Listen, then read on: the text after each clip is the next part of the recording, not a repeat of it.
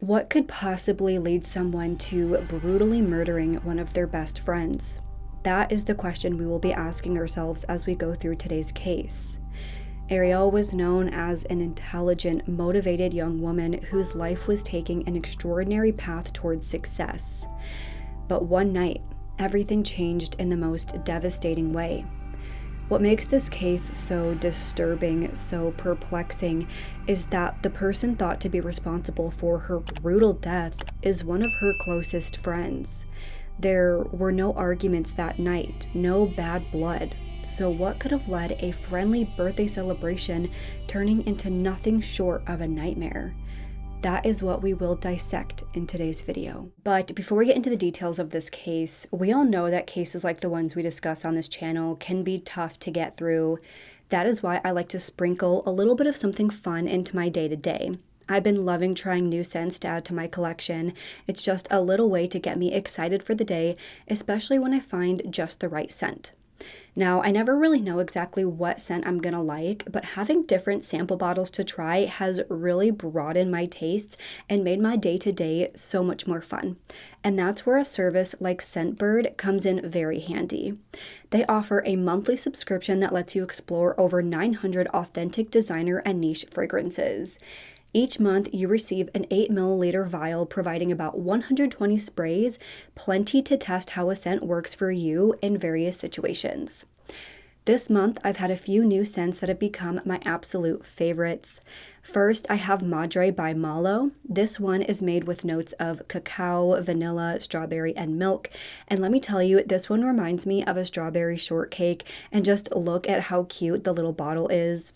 It's delicious and sweet and perfect for a cute little date night. Next, I have Blackberry Woods by Shea and Blue. This one has notes of blackberry, neroli, lemon leaves, and cypress wood. This is another sweet scent, but it also smells clean and fresh. It's definitely the perfect scent for every day. Being able to find my perfect scents that match my mood and the things I like to do. Those little moments have become such an integral part of my routine, just something to bring something positive to my everyday. So, if you're looking to treat yourself to a little something special, try Scentbird out for yourself. Right now, Scentbird is offering my viewers 55% off your first month. If you'd like to try out Scentbird's subscription for yourself, just use code RSTrueCrime at checkout or scan the QR code on screen. You get to try the first fragrance from Scentbird for only $8.97, and your next month will be only $17.95. Thanks so much to Scentbird for partnering with me on today's video. Ariel Spillner was a New Year's Eve baby born in 1998 in Madison, Wisconsin to James and Hope Spillner. She grew up in Windsor, Wisconsin with her parents and sister Courtney. She attended DeForest High School where she excelled in athletics. Growing up, she and her sister did karate, competing in numerous competitions and bringing home many trophies over the years. She also competed in cross country, soccer, and basketball, which became her main sports. She was so good at basketball, in fact, that after her graduation in 2017, she earned a basketball scholarship to Lake Superior State University. After starting school there, she then transferred to Clark University, where she continued her basketball career. She went on to graduate from Clark University with her degree in chemistry. From there, she attended Concordia University, earning her master's degree in natural products. But her education didn't stop there. At the time of her death, she was in school working towards her doctorate degree in pharmacy. As you can tell, Ariel was known for her tenacity, discipline, and strength. She was focused and driven, determined to succeed in life. But beyond her drive for success, friends and family described that she was warm and generous. She had a huge heart, full of kindness and spirit. She was loving, genuine, and goofy. She was that friend that you would always call for advice, comfort, or even just a laugh. She was always willing to lend a helping hand to anyone who needed it, and just being around her could absolutely brighten your day. Ariel loved spending time with friends and family, going camping, watching basketball and football, with her favorite team being the Green Bay Packers. She was a self-proclaimed Disney adult and had plans to move to Florida after graduating from pharmacy school. She had dreams of working her 9 to 5, then spending the rest of her days on the beach, swimming in the ocean, and watching the sunset. But of the things Ariel loved most were her two dogs, Angel and Kobe. Angel, she had as her loyal sidekick for years before she rescued Kobe earlier this year. She had such a special bond with both of them and was known as that person who talked about her dogs constantly. She wanted everyone to know how amazing and perfect her little babies were. It was known that Ariel and her sister Courtney were very close, speaking on the phone almost every day. So, the evening of Tuesday, November 4th, 2025, just a few weeks ago, that is exactly what happened. Courtney and Ariel were talking on the phone when Ariel mentioned that she was going to her friend Jamaica's house to celebrate her birthday. Now, not a lot is known about Jamaica Mills at this time. According to her Facebook page, it appears that she has a son who she adores and is always posting pictures of. She has a lot of friends and family who love and support her, and by all accounts, she seems like a very normal woman. Jamaica and Ariel had been friends for about a year at that point.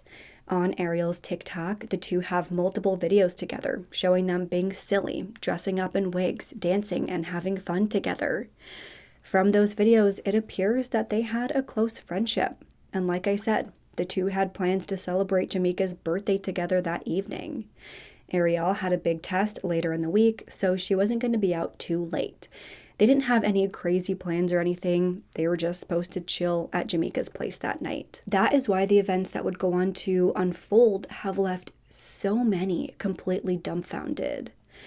That night, at around 9:43 p.m., officers from the Milwaukee Police Department were dispatched to the apartment located on North 39th Street in Milwaukee with reports of a shooting. Upon their arrival to the scene and entering the apartment, they found that 26-year-old Ariel Spillner was unresponsive, lying face down on the couch. Upon closer examination, it appeared that she had been shot near her left shoulder. And tragically, by 9:52 p.m., Ariel was pronounced dead at the scene. As that discovery was made, officers also saw 32-year-old Jamaica Mills awake and conscious, lying on her back with no clothes on, with a gunshot wound to her abdomen. When officers tried making contact with Jamaica, she was immediately combative and uncooperative, refusing to talk to officers. Eventually, they were able to subdue her enough to get her into an ambulance before transferring her to the Froder Hospital for treatment. As all that was happening, officers located a Ruger LCP .380 caliber handgun as well as two .380 shell casings. The gun was located near where they originally found Jamaica.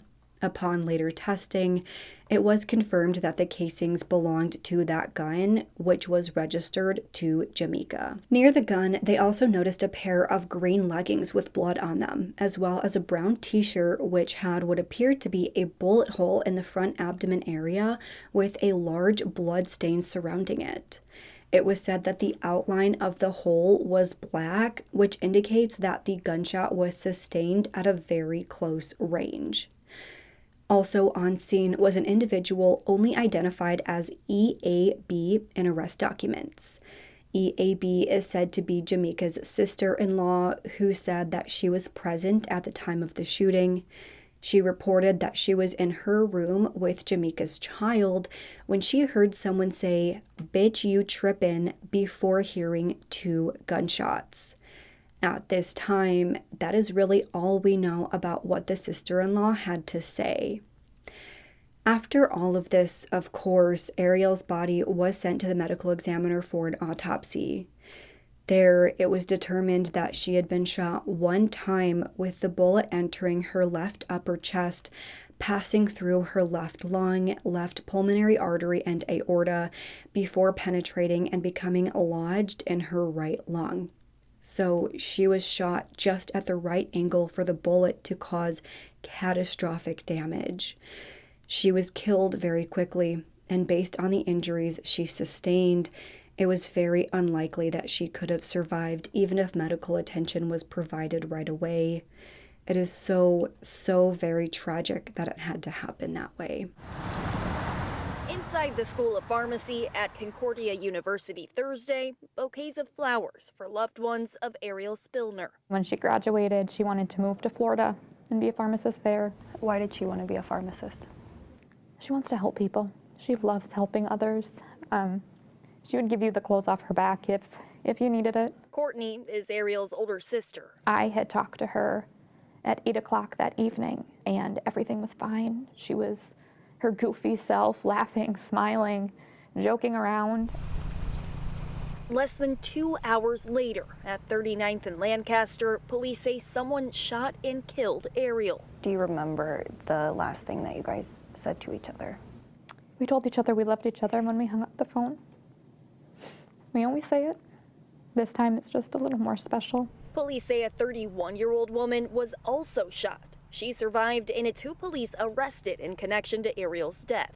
Courtney telling us the two were friends. So she was friends with her. The other woman? The other woman, yes. Okay.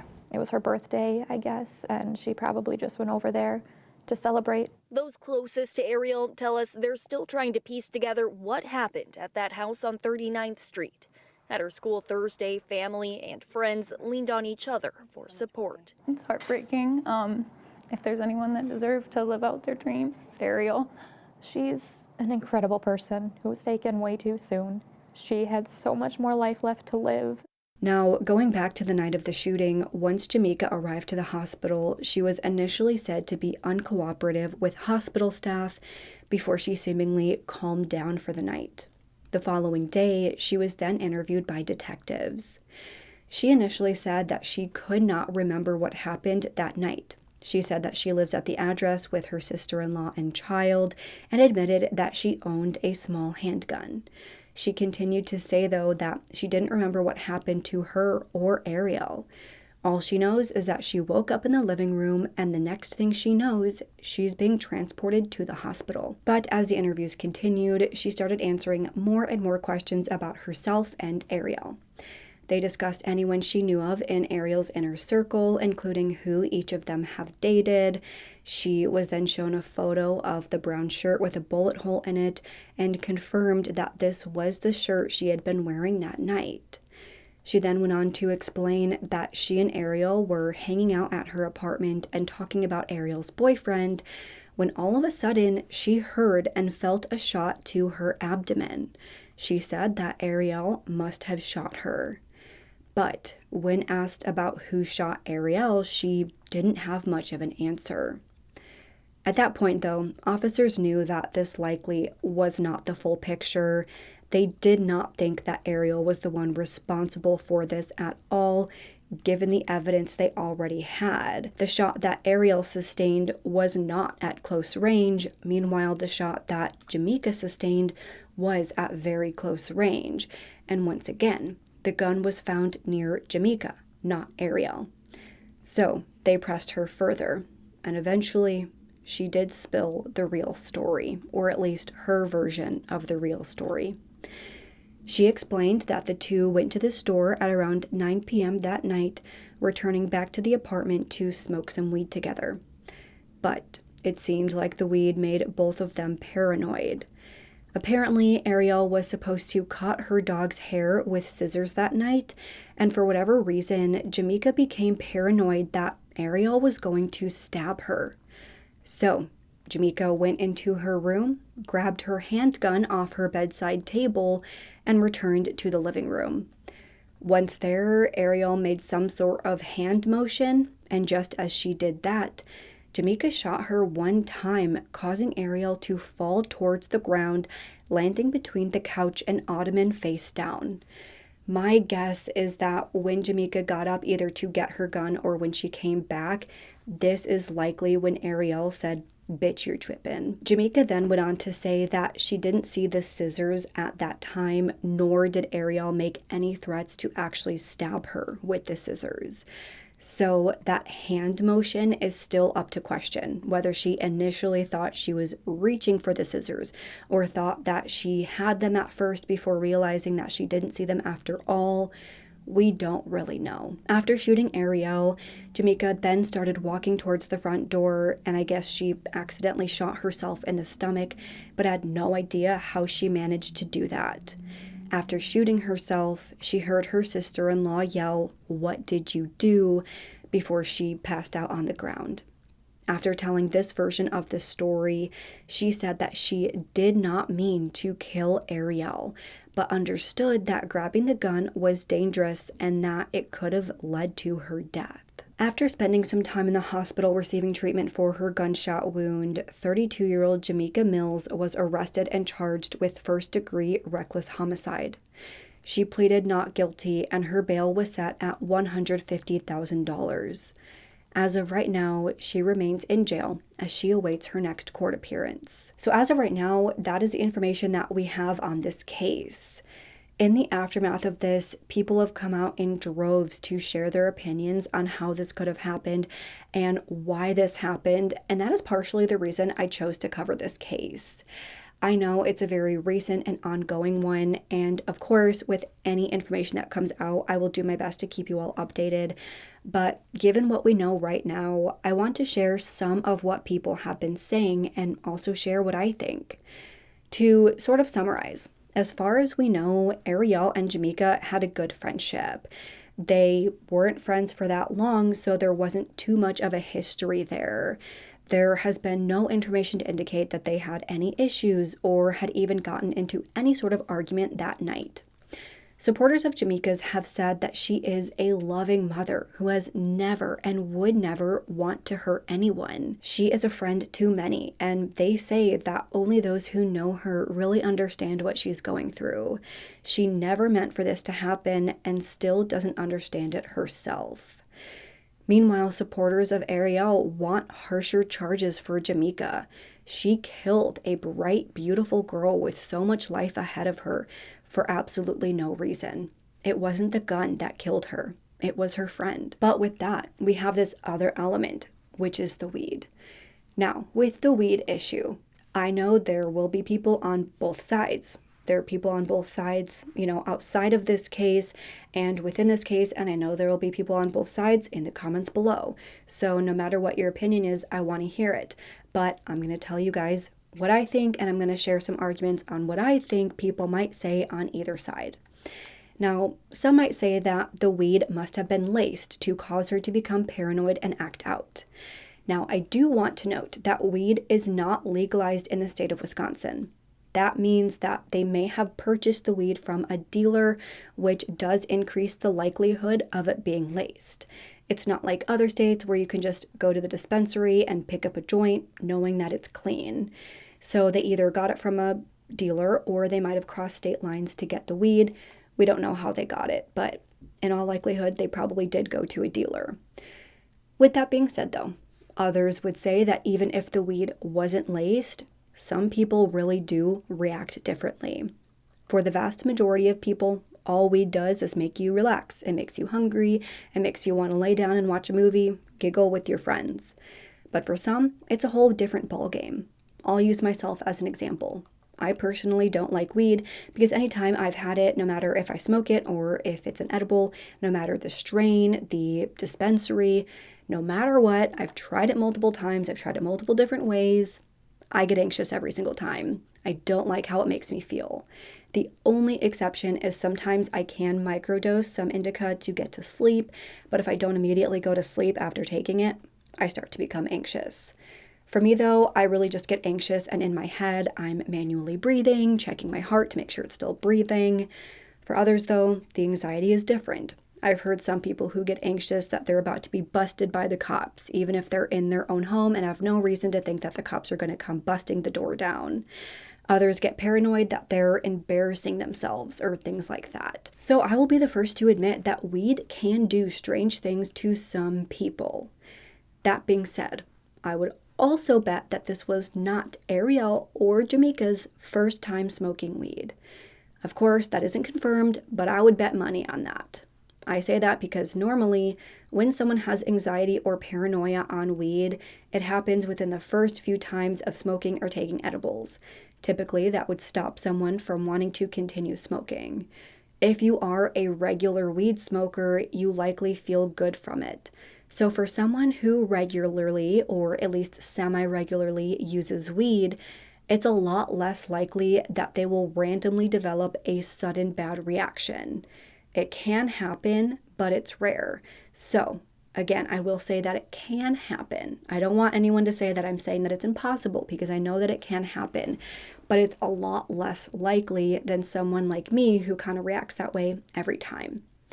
So knowing all of this, we have to ask, did Jamaica have such a bad reaction that she couldn't control her own thoughts and actions, or was she acting out for another reason? Even if she did become paranoid, do we believe that she truly felt she had no other option but to kill Ariel? I mean, she could have kicked Ariel out. She could have hidden in the other room and closed the door because, again, she just had scissors. It's not like Ariel was armed. She could have shot through the door. She only had the scissors. She could have just closed the door and hidden. She admitted that Ariel did not have the scissors nearby, and she knew that. So you're telling me that this woman was so scared of Ariel stabbing her, even though she had plenty of time to get up, go to the other room, grab her gun, come back and shoot her? If she had enough time to do that, she had enough time to go to the other room and close the door and lock herself in and tell Ariel to GTFO. Again, she did all of this all while Ariel sat on the couch without the scissors anywhere near her. Of course, for someone in the right state of mind, none of it makes any sense. So that is why we really have to question whether it's possible that she truly didn't know what she was doing. Because if she is going to beat her charges, that is what has to be argued. It has to be argued that she did not know that she had any other options and that she did not know that shooting Ariel was wrong. It can't just be argued that she was paranoid that she would stab her with the scissors, because again, with all these other factors, with her admitting that the scissors weren't there, with her admitting that she wasn't actively trying to stab her, it can be argued that she had enough time to flee and absolutely should have. So again, it has to be argued that she genuinely believed she had no other options, and I think that's going to be very difficult. That being said, as of right now, I think the charges are appropriate. I think it's possible that she was in an altered state of mind, but that doesn't mean that she didn't know that what she was doing was wrong. I think having the gun so accessible in and of itself was so very irresponsible, especially knowing that she had a young child in that home with her. So don't forget that. At the very least, she put herself and her young child in danger, even having a gun out like that. Then to know that she went back and retrieved it and then shot her friend without thinking too much about it, I don't know if I can justify that as some sort of psychotic break. To me, I do agree with the charge of reckless homicide. I don't know if intent can be proven unless some evidence comes to light that there was an argument or some bad blood or something like that. Now, I will say that we heard earlier when Jamaica said that they were talking about Ariel's boyfriend before she shot her. That was her original story, which again was obviously a lie. But most lies have a sprinkle of truth in there, and so I do believe that they may have been talking about her boyfriend. Then, looking at Ariel's Facebook page, it looks like she may have been going through some issues. She shared posts about someone breaking her trust, not being the person she thought they were. This can indicate that maybe she was going through something with her boyfriend. Maybe something was said that upset Ariel. This led to a small disagreement, and maybe that is why Jamaica became paranoid. If, she's looking at Ariel, the scissors are right there, Ariel's upset, and in her head, which is, altered state of mind, she goes, oh my gosh, she's upset, she's gonna stab me. That could be argued. It can also be argued that Jamaica became upset with something Ariel said, and she went and got the gun and shot her. Again, maybe she was in an altered state of mind, but maybe there was some sort of motive there where she was upset, and that is actually why she shot her, and it wasn't this whole issue of she thought she was going to stab me.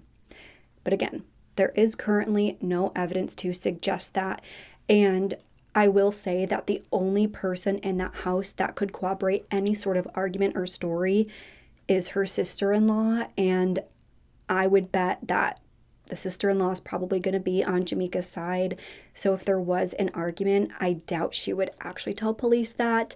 At least that's what it seems based on how much support she's gotten from friends and family. They're ride or dies, it seems like. So that's the only reason I say that. But I mention all of this to say that I do agree with the charge of reckless homicide at this time, because that is truly what it seems to be. She was reckless with having that gun so readily available, especially when she was on drugs. Again, I know that most people would argue that weed is harmless, but no matter the drug, whether it's weed, coke, alcohol, you should not have a gun while on any substances that alter your state of mind in any way. So again, I do think reckless homicide is appropriate, and I'm very curious to see how this case progresses. Of course, Ariel's family is still grieving this devastating loss. It is truly so heartbreaking, and I can't imagine what they're going through. If you do have any money to spare, they have set up a GoFundMe page to help pay for funeral expenses. As anyone goes through a loss like this, money is the last thing they need to be worrying about. I'm sure that they're needing a lot of time away from work, and with all the expenses ahead of them, if we can ease their burden even a little bit, it can make a huge difference. So please, if you have anything to spare, please donate. That will be linked down below. But with that being said, that is all I have on today's case. You all heard what I think, so now I want to hear from you all. Why did this happen? Do you blame the weed? If so, do you think it was laced, or did she just have a bad reaction? Do you think this will go to trial? And if so, is there enough here to convict her of reckless homicide? Do you agree with the charges that are brought against her? Let's discuss this and any other thoughts you have in the comments below. If you liked this video, please make sure to go ahead and leave this video a thumbs up and subscribe to my channel. I put out new true crime and mystery videos every single week. Don't forget to turn the notification bell on so you don't miss out on any of my future videos. Make sure to follow me on Twitter, Instagram, Facebook, TikTok, and Spotify. All will be linked down below. Also, don't forget that Scentbird is offering my viewers 55% off your first month. If you'd like to try out Scentbird for yourself, use code RSTrueCrime at checkout or scan the QR code shown on screen. And if you have any case suggestions, please make sure to fill out the Google form, which is also listed down below. With that, I hope you guys have an amazing week. Stay safe, stay healthy, and I hope to see you next time. Bye.